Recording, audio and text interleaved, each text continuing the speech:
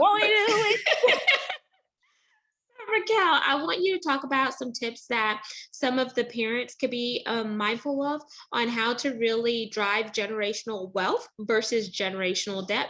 Because you parents out here are putting light bills in your kids' name, getting credit cards, and doing the most. I'm going to need you to stop doing that. Why don't you get a business credit card and put your son or daughter on that so they could get business line of credit?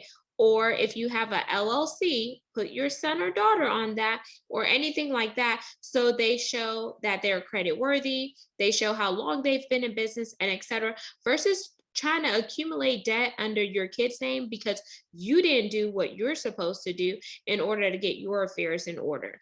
Your child is innocent and they should not have to pay for your negligence or ill will. Okay, so first part of that I want to tackle is if there's anyone out there who has debt before they turn the age of 18, legally you are allowed to have that debt removed. And we don't afford them. I want you to understand that you can have that removed because that was not, you are not at age, and contractually you cannot be held responsible for debt that you are consuming before you are at contractual age, which is normally 18 years old. So I do recommend that you do hire your children because number one, if you have a business and you hire your children, you pay them at least $12,500, they are a tax write-off on top of the child income credit that we are currently receiving. Hire your kids. I don't care if they're your cameraman. I don't care if they're your mail runner.